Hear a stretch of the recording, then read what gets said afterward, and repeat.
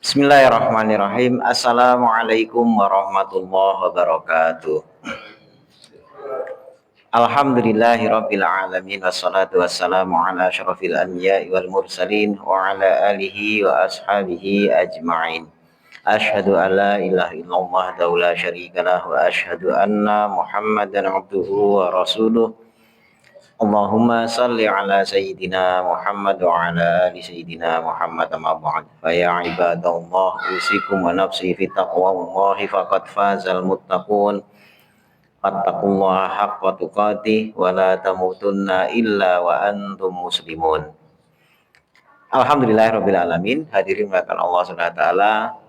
Pertama marilah kita bersyukur sore hari ini kita bisa kembali sholat maghrib dan bisa menjalankan kewajiban kita kepada Allah. Kita lanjutkan juga kewajiban yang lain, yakni thalabul ilmi. Kita di kitab Riyadhus Shalihin sampai kepada babul hasi ala izdiyadi minal khair fi awakhiril umur. Ini bab tentang hasungan menambah kebaikan di akhir-akhir umur.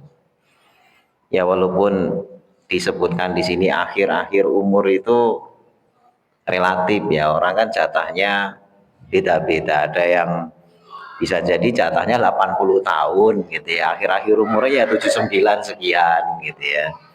Kalau Nabi akhir umur itu kan jelas itu ketika wahyu terakhir turun itu ya berarti sudah akhir-akhir ya. Tapi kalau yang muda yang jatah umurnya di catatan Lauhul Mahfuz itu umurnya cuma sampai 20 misalnya. Ya rata-rata orang 19 tahun itu belum menganggap akhir-akhir umur. Ya padahal jatahnya hanya sampai 20 tahun. Nah, makanya istilah akhir-akhir umur ini seharusnya dijadikan warning masing-masing pribadi di semua level umur sebenarnya, karena kita itu bisa berakhir kapanpun gitu ya, berakhir kapanpun. Hanya memang karena rata-rata umumnya gitu ya, umumnya mati itu di usia 60-70 tahun ya, sehingga seakan-akan ini ayat apa hadisnya juga difokuskan ke umur-umur itu. Tapi tidak tertutup kemungkinan kita itu umurnya ya dijatah mungkin ada yang 30, 40, 50, kita tidak tahu. Dan memang yang namanya hidup itu ya mujahadah. Hidup memang tidak didesain untuk senang-senang ya. Kita sampai kepada hadis nomor 4 kemarin ya. Ar-Rabi'u An Anasin radhiyallahu anhu qala. Dari sahabat Anas radhiyallahu anhu, beliau berkata, ini perkataan beliau ya, innallaha azza wa jalla, sesungguhnya Allah azza wa jalla taba'al wahya, mengikutkan wahyu, maksudnya menurunkan wahyu berkesinambungan, itu taba'al wahya ala Rasulillah sallallahu alaihi wasallam, kepada Rasulullah sallallahu alaihi wasallam qabla wafatihi, sebelum wafatnya beliau, hatta sehingga tuwufiya, beliau diwafatkan, aksara ketika paling banyaknya makan al wahyu alaih, apa-apa yang wahyu turun kepada beliau. Jadi ini hadis sahih Bukhari Muslim. Rasulullah sallallahu alaihi wasallam itu diberi wahyu, mengikutkan maksudnya selang berturutan, turun wahyu berikutnya terus berturutan. Nah, hanya ketika tahun-tahun terakhir di mana beliau wafat, itu ayat itu banyak sekali turun. Jadi seperti seakan-akan sisa ayat yang belum diturunkan itu tumplek-blek di akhir-akhir beliau. Ya, jadi hatta tufiya aksaroma kanal wahyu ala, itu banyaknya Ayat turun tuh justru di ketika menjelang wafat beliau. Kalau sebelum-sebelumnya kan kadang-kadang ada jeda gitu. Apalagi yang awal-awal. Yang awal-awal itu begitu turun surat Al-Alaq, Iqra. Ya, habis itu lama banget gak turun surat. Gitu kan, turun ayat sama sekali juga enggak. Bahkan pernah Nabi itu jeda itu sangat lama. Sehingga akhirnya ini apa malaikat Jibril udah berhenti, nggak turun ayat apa gimana, pada selesai gitu kan. Tapi ditunggu-tunggu akhirnya dikabari di rumah Nabi itu ada bangkai anjing yang menyebabkan malaikat Jibril itu tidak mau masuk ya karena ada anjing di situ gitu ya. Itu yang kemudian jadi dalil kalau rumah itu ada anjingnya itu malaikat tidak mau masuk. Nah, terus kemudian turun surat Ad-Duha ya. Jangan sebutkan wadduha wal laili saja ma wada'aka rabbuka wa ma qala. Allah itu tidak membiarkan kamu dan tidak meninggalkan kamu. Nah, jadi dihibur. Ayat itu dibuka dengan hiburan pada Nabi. Allah tidak melupakan, tidak melalaikan atau tidak meninggalkan kamu wahai Muhammad. Jadi nggak usah khawatir. Karena lama banget libur turun ayat. Ya ternyata ada bangkai anjing gitu ya. Nah, anjingnya ini yang menyebabkan malaikat itu tidak bisa masuk. Ya, nah, ini di ayat di akhir hayat beliau itu ayat-ayat banyak sekali turun. Nah, itu sebenarnya sudah tanda juga. Sudah tanda juga. Salah satu tanda juga di akhir hayat beliau ya, itu beliau tadarusan dengan malaikat Jibril itu lebih banyak dibandingkan tahun-tahun sebelumnya. Jadi di tahun beliau wafat itu tadarusnya 2 kali lipat dibandingkan dengan tahun sebelumnya. Ya, ini kan insya Allah sebentar lagi Ramadan ya, mudah-mudahan kita sampai ya. Itu tadarus itu adalah kebiasaan Rasul dan malaikat Jibril, dicek, ditata, diurutkan. Yang ini taruh sini ya Muhammad, yang ini taruh sini, yang ini taruh ditadarusi gitu selama sebulan. Nah, tahun-tahun sebelumnya kan Quran belum selesai. Ya, belum apa? Belum turun semua. Makin ke sini kan Al-Qur'annya makin banyak yang turun, udah makin lebih komplit. Nah, di tahun terakhir itu beliau tadarusnya itu sampai 2 kali. Ya, biasanya paling sekali gitu, tadarusnya itu sampai 2 kali selesai katam gitu kan. Sambil nata ayat ini begini ditaruh di sini, ayat ini begini taruh di sini, itu dari malaikat Jibril. Ya, jadi kita ya tadarusan gitu ya, setahun ya minimal di bulan Ramadan itu sekali selesai khatam, bisa 2 kali alhamdulillah, bisa lebih alhamdulillah gitu ya. Jadi jangan sama sekali nggak baca Al-Quran gitu ya. Selanjutnya hadis yang kelima, al-khomisu an Jabir, dari Jabir radhiyallahu anhu qala bersabda Nabi sallallahu alaihi wasallam. Nah, ini sabda Nabi, kalau tadi perkataan Anas bin Malik. Buaistu yub'asu, dibangkitkan ya, kullu abdin, tiap-tiap hamba itu ala ma ta'alai, atas apa yang dia mati padanya. Rawahu Muslim. Ini kullu abdin maksudnya kulli mukallaf. Jadi tiap-tiap yang punya tanggung jawab, maksudnya yang sudah balik, yang sudah terikat oleh syariat gitu kan.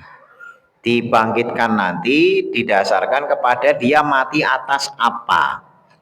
Ya, jadi kalau kebangkitan ada orang-orang yang wafatnya syahid fisabilillah, dibangkitkan ya badannya itu ada luka-luka berdarah, tapi darahnya tidak amis, darahnya bau kasturi. Ya, orang yang meninggal ketika haji atau menjalankan umroh ya dibangkitkan pakai baju apa, ikhram ya. Itu hadis-hadisnya semuanya sahih kalau itu gitu ya. Jadi jangan sampai mati suul khotimah, naudzubillah misalnya orang bunuh diri ya, orang bunuh diri, bunuh dirinya ya naudzubillah dzalik ya, ada yang pakai pistol ditembak kepalanya, ada yang gantung gitu ya, cekik gitu kan. Ya dibangkitkan juga dalam keadaan seperti itu. Ya, bahkan disediakan ya kalau dia mati, salah satu azab bagi orang bunuh diri itu dia mengulang-ulang kejadian mati bunuh dirinya. Ya kalau der kepalanya, kalau di dunia kan jeder selesai mati gitu ya. Tapi dibangkitkan nanti ya disediakan lagi, tapi nggak mati-mati gitu ya. Cuma ini terus butuh lagi tembak jeder, pecah kepalanya, butuh lagi jeder bolak-balik gitu ya. Nah itu naudzubillah mizalik. Ya, makanya kita hendaknya memilih cara mati yang baik agar bangkitnya juga dibangkitkan dengan penuh kebaikan. Ini sehingga nasihat ulama, orang-orang yang biasa berbuat baik ya bangkitnya nanti juga dalam kebaikan yang biasa dia lakukan. Ya. Bahkan matinya pun ya kalau kita ingin mati baik, hidupnya juga harus diisi dengan kebaikan sehingga dia bisa mati dalam kebiasaan baik yang biasa dia lakukan. Orang biasa maaf-maaf sedikit-sedikit ada kejadian apa yang itu entah latah, entah memang sengaja, ngomongnya jelek. Ya, ngomongnya jelek. Entah dia ngomong ya biasanya nama binatang gitu, monyet ya, misalnya gitu ya. Atau kaget apa monyetnya itu muncul gitu ya. Ya entah ada ayam ya, ayam. Kalau monyet mungkin jelek gitu ya. Maki gitu ayam gitu kan. Pokoknya nama binatang. Dan biasanya yang dipakai itu kan kalau nggak monyet, anjing, terus apalagi yang biasanya yang sekarang anak-anak kecil apa itu tidak nyebut anjing tapi ini anjir. Nah itu terjadi diplesetin lagi jadi apa, anjay misalnya gitu ya. Itu kalimat itu keluar ya secara refleks ya, secara refleks itu kesandung dikit yang ngomongnya itu gitu ya, kebiasaan kaget yang ngomongnya itu, terus menyatakan kagum apa yang ngomongnya itu gitu kan. Ada lihat mobil semuanya bagus, wih anjir, nah, ya gitu-gitu kan munculnya itu. Jadi semua keadaan yang muncul itu. Nah khawatirnya pas diserempet mobil ya, apalagi sini banyak kontainer gitu ya, kita kan naik motor kah atau apa serempet, pas keserempetnya kalimat itu keluar terus blek, malaikat Israel lewat ya, akhirnya jadi kalimat terakhir yang diucapkan. Wah itu bahaya karena memang membiasakan. Jadi orang itu mati dengan apa yang biasa dia lakukan ya, ucapan itu yang biasa muncul di situasi apapun, senang sedih apa itu ya kalimatnya itu cuma beda beda nada gitu ya, beda intonasi gitu ya. Kalau pas seneng itu ya sambil ketawa-ketawa, tapi itu juga yang diucapin gitu ya. Beda lah orang baik ya, orang baik itu situasi yang mengagetkan apa yang kurang bagus gitu ya, subhanallah misalnya gitu ya. Kalau saya situasinya kurang bagus gitu ya, kalau yang bagus ya alhamdulillah gitu kan, ikut seneng ya barakallah, itu sudah jadi refleks di mulutnya ya. Jadi kalau misalnya tiba-tiba keserempet tadi apa tuh ya mesti yang muncul itu juga subhanallah astagfirullah astagfirullah gitu, jebret gitu kan, kalimat itu yang paling terakhir dia ucapkan. Ya alangkah indahnya ya, walaupun kejadiannya kecelakaan tapi kalimat terakhirnya kalimat thayyibah ini ya, itu luar biasa karena memang kebiasaan mengucapkan hal tersebut. Nah orang-orang yang menjaga tauhidnya mesti juga akan dimudahkan kalimat terakhirnya kalimat tauhid ya, tapi kalau enggak ya susah ya, makanya mati itu akan dimatikan, dimudahkan mati dalam keadaan di mana dia biasa mengerjakan itu, dan dibangkitkan pun sesuai dengan keadaan matinya. Nah mudah-mudahan kita semuanya nanti bisa berakhir baik, husnul khotimah, bisa mengucapkan kalimat thayyibah sebagai kalimat akhir yang keluar dari mulut kita. Allahumma amin. Berikutnya bab 13 ya. Babu bayani kasratit turukil khair. Bab bayan itu keterangan ya, kasratit turukil khair, banyaknya jalan-jalan kebaikan. Ya, banyaknya jalan-jalan kebaikan. Qala Allah Ta'ala, berfirman Allah Ta'ala, wa ma taf'alu min khairin, dan apa yang kalian kerjakan dari kebaikan, fa innallaha bihi alim, sesungguhnya Allah Ta'ala dengannya itu alim, maha mengetahui. Ini surat Al-Baqarah 215. Wa qala ta'ala, dan Allah Ta'ala berfirman, wa ma taf'alu min khairin ya'lamhullah. Wa ma, dan apa yang taf'alu kalian kerjakan min khairin dari kebaikan, ya'lamhullah, Allah mengetahuinya. Ya. Ini surat Al-Baqarah juga 197. Wa qala ta'ala, firman Allah Ta'ala, faman ya'mal misqala dzarratin khairan, dan barang siapa yang beramal seberat dzarrah kebaikan, yarahu, Allah, dia Allah akan melihatnya. Ini surat Az-Zalzalah, ya, surat Itazul, ayat yang ke-7. Wa qala ta'ala, dan firman Allah Ta'ala, man amila sholihan fali nafsih, barang siapa yang beramal soleh, maka itu adalah untuk dirinya sendiri. Ini surat Jasiyah ayat 15. Wal ayat fil bab, dan ayat-ayat pada bab ini katsirotun, banyak. Ya, jadi pada prinsipnya semua kebaikan itu diketahui oleh Allah, tidak usah khawatir Allah itu luput, ya, atau luput dari pandangan Allah amal kebaikan kita. Kemudian walaupun itu amalannya sebesar zaros, kebaikan itu mesti akan terlihat. Dan masalah dilihat makhluk atau tidak itu tidak penting, tapi Allah sudah janjikan, ya, Allah sudah janjikan juga kebaikan manusia selama dia ikhlas itu tetap akan terlihat oleh makhluk, baik ditunjukkan langsung oleh pelakunya atau tidak. Ya, perbuatan diem-diem, nggak ada yang mengetahui sama sekali, hanya Allah yang tahu. Itu suatu ketika kelak perbuatannya akan diketahui oleh makhluk juga di dunia. Kalau di akhirat jelas, di akhirat kan di pengadilan dibuka semua catatan amal gitu ya. Tapi di dunia ini sepintar-pintarnya kita menyembunyikan kebaikan, kebaikan itu tetap akan diketahui oleh makhluk gitu ya. Tapi ketika diketahui itu boleh jadi yang melakukan itu tahu kalau diketahui, boleh jadi juga yang mengerjakan itu tidak tahu kalau diketahui. Jadi nggak usah terlalu memikirkan apakah amalan kita itu diketahui oleh orang atau tidak. Ya, tapi yang jelas pasti diketahui oleh Allah. Itu pasti diketahui oleh Allah. Selanjutnya, wa amal ahadis, dan adapun hadis-hadisnya, fakasiratun jiddan, maka banyak sekali. Wahya ghairu munhasirah, dan itu tidak bisa diringkes. Fanazkuru torfan minha, maka kami menyebutkan ya sebagian darinya. Jadi saking banyaknya nggak bisa, oh ini aja, enggak, ini dijelaskan sebagiannya aja, enggak semua, ini sebagian. Tapi sebagian pun ini banyak hadis-hadisnya gitu ya. Jadi ini bab penting menunjukkan amal baik itu ragamnya banyak. Biar orang itu tidak putus asa, oh dosa saya banyak, gimana ya nutupinya. Ya, padahal sebenarnya setiap perbuatan baik itu bisa digunakan untuk menghapus dosa.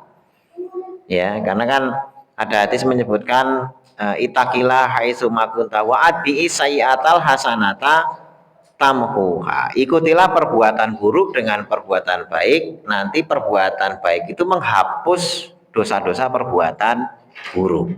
Nah, jadi jangan sampai kemudian lah terus saya berbuat apa, dosa saya banyak, buat nutupinya berbuat apa, nggak usah bingung, kebaikan itu banyak banget. Nah, makanya ini ada hadis-hadisnya.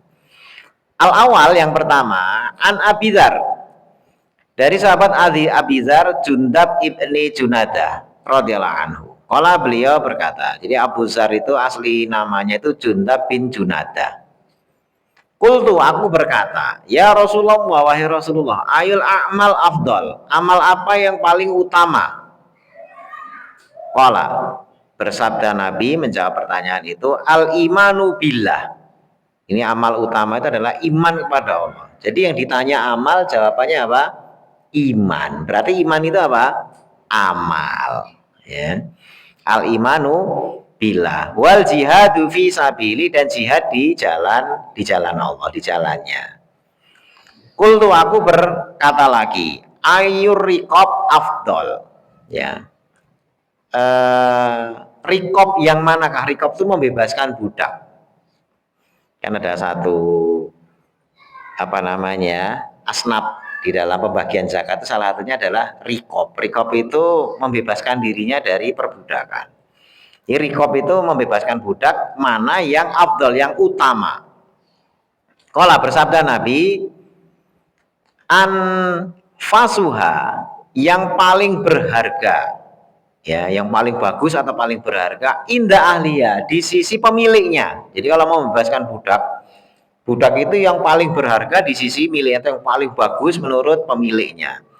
Wa aksaruha samanan, dan paling mahal harganya. Nah ini, jadi tantangannya itu di mahal dan kalau paling disayang mesti pemiliknya ini akan nahan harga paling tinggi. Wah, kadang-kadang di awal itu nggak dijual dulu gitu ya. Tapi begitu masa sih 5 juta nggak boleh gitu ya, nah mulai naikin, nah, begitu nanti angka tertentu, nah itu menunjukkan kenapa ini afdol, karena mesti harganya lebih daripada budak yang lain.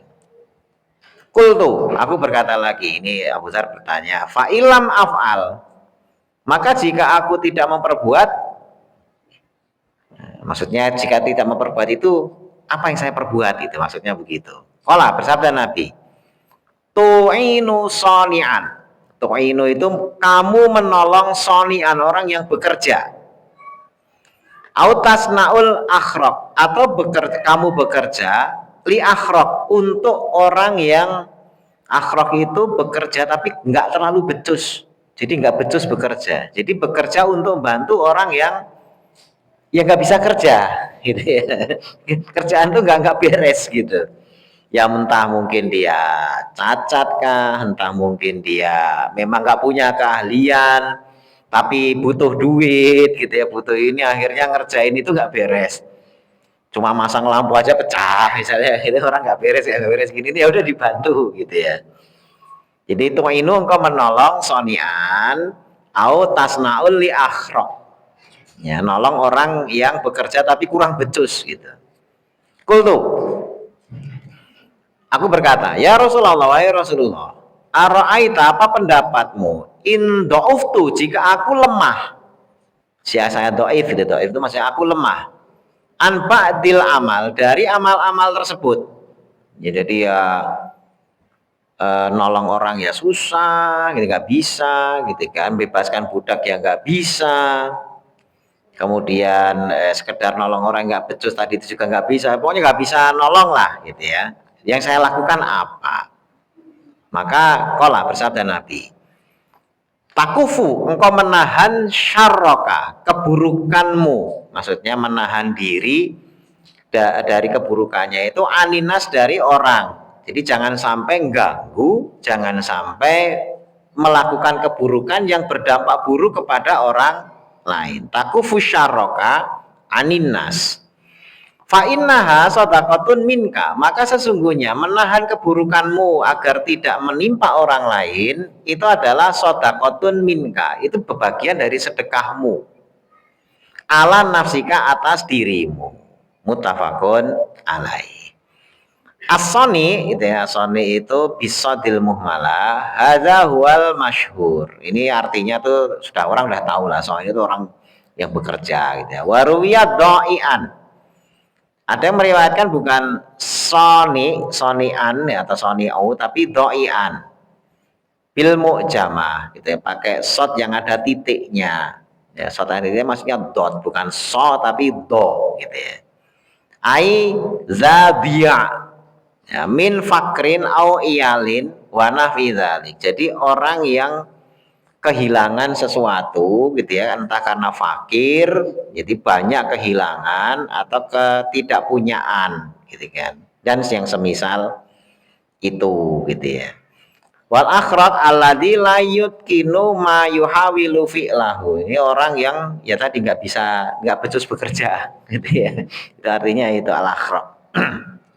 Nah, jadi yang pertama tadi kan amal yang terbaik apa? Dijawab oleh Nabi, iman pada Allah dan jihad. Kalau jihad disebut amal, ya kita paham lah yang namanya jihad itu memang amal. Tapi ternyata ketika ditanya amal apa yang utama, dijawab Nabi iman. Ya, iman kepada Allah. Ya, al imanu billah. Berarti apa? Iman itu tidak sekedar pengakuan. Tidak sekedar ngomong saya beriman. Oh enggak. Iman itu berarti amal. Karena yang ditanya, amal apakah ya Rasul yang utama? Dijawab iman kepada Allah. Sehingga iman pada Allah itu amalan. Mesti ada wujud amalnya. Ya, tapi sekarang kadang-kadang orang yang penting iman, hatinya ini nih lah. Itu memang rukun iman itu rukun apa namanya? Kalau rukun imannya ada 6. Tapi untuk disebut sebagai orang yang beriman itu memang ya hatinya juga beriman, lisannya mengucapkan, badannya mengamalkan, gitu kan? Itu tiga-tiganya harus ada. Kalau nggak lengkap, cuma separuh itu bisa jadi munafik. Ya, amalnya kelihatannya iya, gitu kan? Omongannya iya, hatinya kafir, itu juga tidak dianggap sebagai beriman. Jadi harus utuh. Kemudian tentang membebaskan budak tadi sudah ya, harga dan juga yang disayang oleh tuannya. Nah itu nilainya besar, ya nilainya dianggap sebagai riqab yang afdol, membebaskan budak yang afdol. Memang gini, apa ada orang ngerjain kayak gitu? Ya ada. Ya, kenapa orang mau bersusah payah melakukan itu? Nah ini seperti orang yang makan duren. Ya, apakah makan duren itu ketika orang menikmati itu selesai cukup sekali? Kenapa orang mau terus-menerus makan duren? Padahal kita tahu duren itu kulitnya menyakiti enggak? Menyakiti. Wujudnya indah enggak? Enggak indah. Gitu. Yang indah itu buah mangga, ranum gitu ya. Lihat ya penampakannya tuh duren. Waduh, lihat ininya aja pegang mengerikan ya. Tapi kenapa orang berulang kali beli? Harganya juga mahal, yang musangking apa itu ya? Ya, musangking yang mahal itu ya. Itu jutaan. Ada saudara beli sekian juta tuh dimakan. Durian sekian juta ya mau juga. Jadi sudah sulit, bentuknya jelek, harganya mahal. Ini kejelekannya itu sudah tumpuk-tumpuk di awal. Tapi kenapa orang berulang beli? Karena fokusnya bukan di kulit, bukan di kesulitannya. Ya fokusnya di apa? Di enaknya. Gitu ya. Coba kalau dia fokus di tidak enaknya, nggak bakalan repeat. Ya, kalau fokus di kesulitannya nggak bakal apa? Repeat, baru lihat kulitnya, kapok saya udah. Oh ini luka kemarin gara-gara duren gitu ya, karena dia lupa nikmatnya gitu kan. Tapi kan ternyata banyak orang tidak seperti itu. Ya banyak orang tidak seperti itu. Kenapa? Karena kesulitan kulitnya, ngupasnya susah, harganya mahal, itu masih bisa ditangani. Ya saya kemarin lihat, saya nggak tahu tuh duren apa gitu kan. Nggak tahu pisaunya yang bagus atau durennya yang kulitnya lunak. Tapi memang ini di pisau itu kulitnya coba diginiin bisa sampai bulat gitu, nggak ada durinya. Terus dia potong, dibeli, harganya itu saya lupa itu 2 jutaan apa berapa itu, atau 1, sekian juta gitu kan. Dibungkus cuma dapat satu ini pesanan orang gitu ya. Ya, artinya ternyata dengan harga mahal, kulit yang mengerikan dan menyakitkan gitu ya, itu tidak bikin orang berhenti makan durian karena fokusnya kepada rasa yang nikmat. Demikian juga dengan membebaskan budak yang paling mahal, paling ini dan sebagainya. Apakah orang tidak mau melakukan itu? Banyak sahabat Abu Bakar itu orang yang banyak membebaskan budak, termasuk Bilal itu adalah budak yang dibebaskan oleh sahabat Abu Bakar. Ketika dijual, ya si tuannya aja sudah muak. Sebenarnya udah mau dibuang itu si Bilal itu, si Sumayyah namanya. Sumayyah itu tuannya Bilal. Udah mau dibunuh aja udah gitu kan, nggak ada nilainya gitu. Tiba-tiba datang sahabat Abu Bakar. Berapa dijual? Gitu kan. Berapa dijual? Ya namanya dagang itu kan tetap lihat situasi, dilihat, wah ini kelihatannya tertarik harganya, padahal udah mau dibunuh. Ya dibunuh itu berarti dia kehilangan duit. Ya orang kafir kan urusannya urusan duit gitu kan. Terus lihat sahabat Abu Bakar itu memang benar-benar pengen membeli, dikasih mahal sekian dinar gitu kan. Langsung nggak ditawar. Jadi nggak ditawar tuh, boleh nggak misalnya 100 dinar gitu kan. Boleh nggak ya kan kamu ini 90 aja gitu kan. Enggak. Berapa? Sekian dinar. Langsung dibayar, bebaskan. Gitu kan. Itu dia ngomong, kamu goblok ya Abu Bakar gitu ya. Kenapa? Ini udah nggak berharga. Kamu minta aja saya kasih gitu. Terus dibilang kamu yang goblok. Cuma 100 dinar, 200 dinar tadi bilang tak bayar. Jadi gituin. Ya, biar kapok gitu ya. Biar biar ini gitu ya. Artinya kadang-kadang diomongin gitu kan nyesel gitu kan. Wah, tahu gini tadi ditawar gini. Tapi enggak, jawaban Abu Bakar tuh malah lebih pedes gitu. Kamu yang goblok gitu kan, 100 dinar, 200 dinar juga saya bayar, cuma kenapa dijual segitu? Ini harganya mahal, ini harganya surga. Gitu kan. Itu ya sahabat yang paham. Jadi tidak lihat sisi beratnya, mahalnya, apa karena lihat manisnya tadi yang kayak durian tadi itu. Berikutnya, jika nggak bisa beli budak dan lain sebagainya, apa gitu ya, nolong orang. Kalau nggak bisa nolong orang karena dia juga lemah, ya sudah, kamu nggak ganggu aja udah, alhamdulillah, nggak ngerepoti orang. Ya, jadi misalnya kita mandiri, nggak ngerepoti, nolong nggak bisa nggak apa-apa. Ya, nolong nggak bisa nggak apa-apa, tapi nggak usah ngerepoti. Nah, itu aja sudah bagus. Gitu ya, itu bagian dari sedekah seseorang kepada dirinya sendiri. Fa innaha shadaqatun minka alan nafsika. Nah, ini hadis sahih diriwayatkan oleh Imam Bukhari dan Muslim. Selanjutnya hadis yang kedua, Asani an Abizar Aidon, ini dari sahabat Abu Dzar juga radhiyallahu anhu, anna bahwasanya Rasulullah sallallahu alaihi wasallam qala, beliau bersabda, yusbihu ala kulli sulama min ahadikum shadaqatun. Yusbihu, berpagi-pagi, ala kulli sulama min ahadikum shadaqat. Wajib atas tiap-tiap sendi dari salah seorang dari kalian. Jadi ala kulli itu maksudnya ala itu wajib gitu ya. Tiap-tiap pagi itu wajib atas tiap-tiap sendi itu dari salah seorang dari kalian itu shadaqatun, sedekah. Jadi setiap persendian kita itu wajib disedekahi. Fakulu tasbihah, tiap ucapan tasbih itu sedekah. Ya. Wakulu tahmidah, dan tiap-tiap tahmid itu sedekah.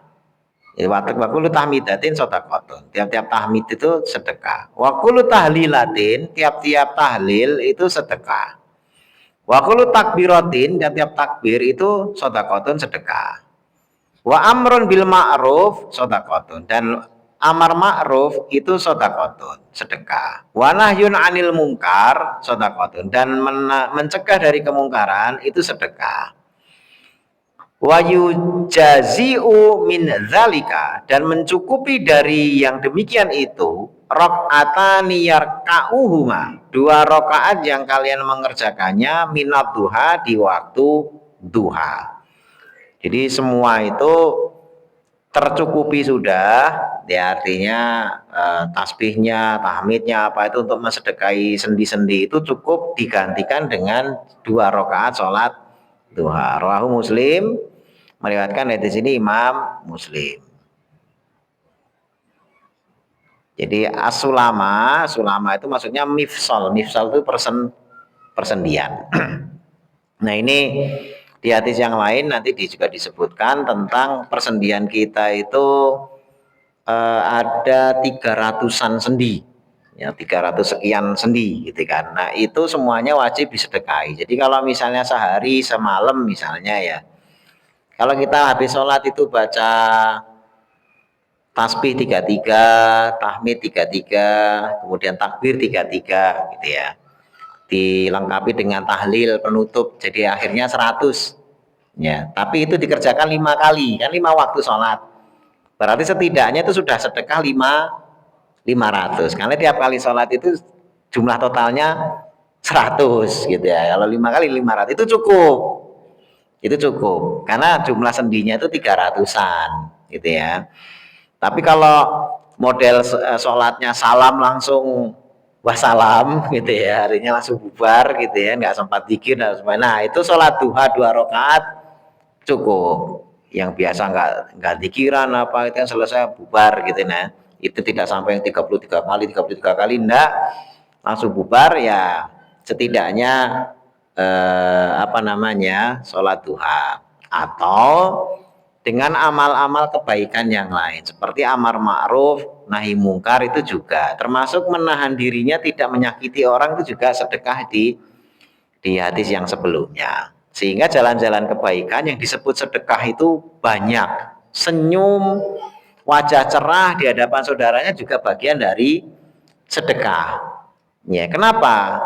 Jadi ada apa namanya ya, riset. Bukan riset sebenarnya, ini pengalaman ya, dan memang itu juga ada risetnya, di riset.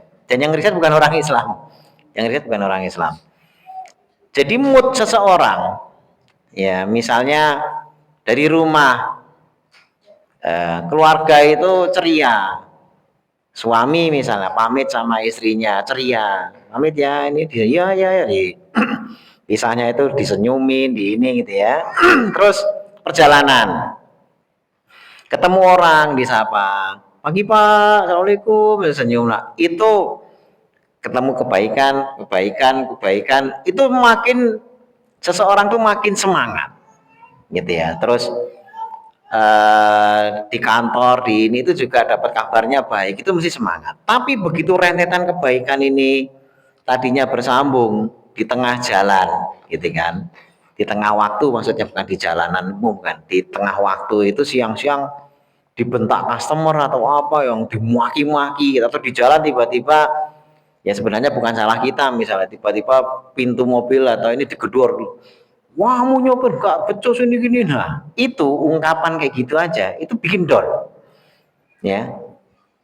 Kesenangan, kebahagiaan yang dibangun dari pagi ya, dari rumah apa itu bisa hilang semua. Habis itu mesti uring-uringan ya. Habis itu kalau nggak segera ada sesuatu yang ngerem, udah itu semuanya jadi serba salah ya.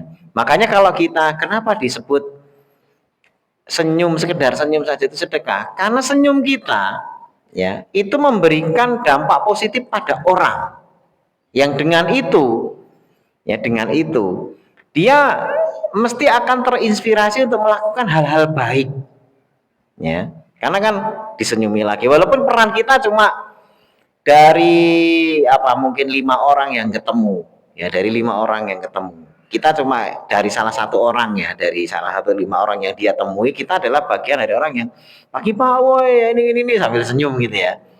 Itu kalau 4 sisanya, jadi kan 5 orang, kita yang 1 orang senyum pada dia dan sebagainya, 4 sebelumnya itu asem semuanya wajahnya gitu ya, dan bikin dia PT itu ngamuk, tiba-tiba ketemu kita dengan penuh senyum ya, wajahnya cerah dan sebagainya, terus dia moodnya jadi baik ya, terus dia melakukan hal-hal baik, maka kita itu sebenarnya sedang menularkan kebaikan itu kemana-mana ya. Walaupun efek cuma memasang wajah seneng gitu ya, pagi pak gitu ya, tapi gara-gara dia tadi itu sebelumnya ketemu yang wajah-wajah asem yang nggak enak gitu kan, begitu ketemu kita moodnya jadi baik, terus jadi seneng berbuat baik ya. Beda kalau ketemu kita udah ini di salami melengos gitu ya, nggak nganggep orang yang tadinya baik semua, terus tiba-tiba ketemu kita wajahnya asem apa, itu kadang-kadang ngaruh, dan ngaruhnya itu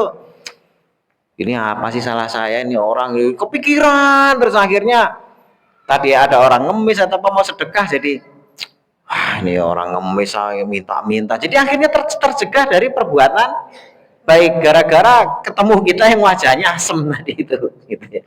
Ya, jadi jangan disangka perbuatan baik kita tuh tidak ngaruh ke orang lain, ngaruh itu walaupun cuma sekedar senyum ya, karena itu akan mempengaruhi kebaikan orang gitu, itu akan mempengaruhi dan itu mesti ngaruh ya. Jangan disangka sama sekali enggak gitu kan, dan kita apa namanya merasakan, dan itu ada risetnya. Jadi kebaikan yang nular dan kadang-kadang gara-gara kita senyum ini orang moodnya jadi baik, akhirnya dia berbuat baik pada orang, kebaikan ini mesti akan rentetannya baik semuanya. Jadi kayak efek domino, gitu ya. Gara-gara kebaikan kita, ini jadi baik lagi, dominonya jatuh, jatuh, jatuh, dan ini tidak akan menutup kemungkinan rentetan baik-baik ini kembalinya ke kita, karena janji Allah. Ya, janji Allah itu tadi di ayat yang dibacakan di awal, gitu kan, man amila salihan fali nafsi. Orang berbuat baik itu sebenarnya untuk siapa? Dirinya sendiri. Ya, jangan disangka ketika kita sedekah, duit kita itu angus. Oh, enggak. Sama sekali enggak angus. Ya, dia mesti berputar. Berputar nih, akan duit ini akan, karena ini kebaikan, maka duit ini hanya akan berputar dalam kebaikan juga. Ini baik, baik, baik, muter terus, dan tadi sekali lagi tidak menutup kemungkinan kembali ke kita. Ya, walaupun kita tidak tahu ini kemana, tapi tiba-tiba kita pulang, ada yang nganter makanan, ada yang ini apa, ada yang macam-macam kebaikan.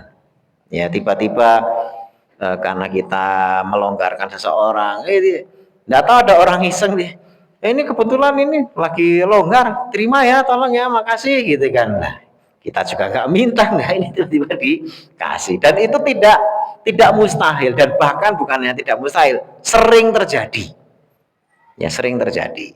Dia jangan diharap rizki itu selalu uang, itu jangan selalu ngomong tentang uang dan sebagainya. Anda dulu kan pernah kita jelaskan juga tentang perbedaan rizki dan dunia, gitu ya.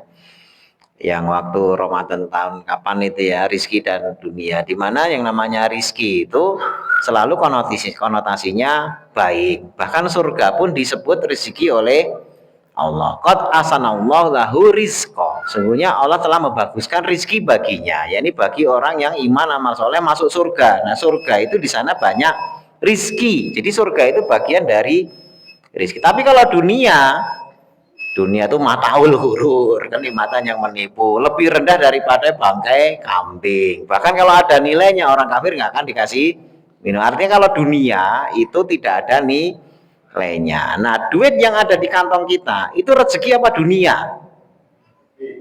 Ya, belum tentu. Kalau itu dunia, semua urusan dunia mesti tidak bernilai.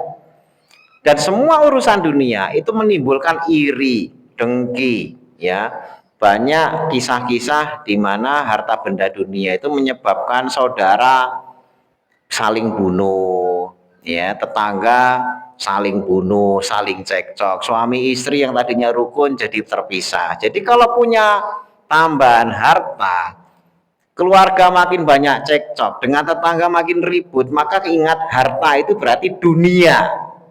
Ya, tapi kalau kita tambah harta, dengan istri makin rekat, makin harmonis, tetangga juga baik, dengan teman-teman juga pergaulannya baik, maka duit harta kita itu adalah rezeki. Nah, maka kita tuh sekarang mengumpulkan dunia atau mengumpulkan rezeki, tanyakan pada diri masing-masing efeknya kepada kehidupan kita. Kalau kehidupan kita makin baik, semua yang kita miliki dari aset itu rezeki.